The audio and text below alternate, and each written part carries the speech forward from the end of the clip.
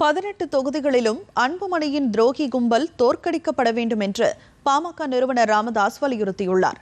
இது தொடர்பாக அவர் வெளியிட்டுள்ள வீடியோ பதிவில், நேரடி மக்கள் களத்தை காண அஞ்சி நாடாளுமன்றம் மற்றும் சட்டமன்ற தேர்தல்களில் தனது மனைவியை நிறுத்தும் அன்புமணி பின்னணியிலிருந்து கொண்டு அதிகாரத்தை தேடுகிறார் என்று விமர்சித்துள்ளார். அரசியல் ரீதியாக மட்டுமின்றி தனிப்பட்ட ரீதியிலும் அன்புமணி நாகரிகமற்ற முறையில் நடந்து கொண்டுள்ளார் என்று ராமதாஸ் குறிப்பிட்டுள்ளார். இவர்கள் சட்டமன்றத்திற்கு சென்றால் தங்களுக்கு தெரிந்த பணம் பண்ணும் வித்தையை தான் காட்டுவார்கள் என்றும் ராமதாஸ் அந்த வீடியோ பதிவில் குறிப்பிட்டுள்ளார்.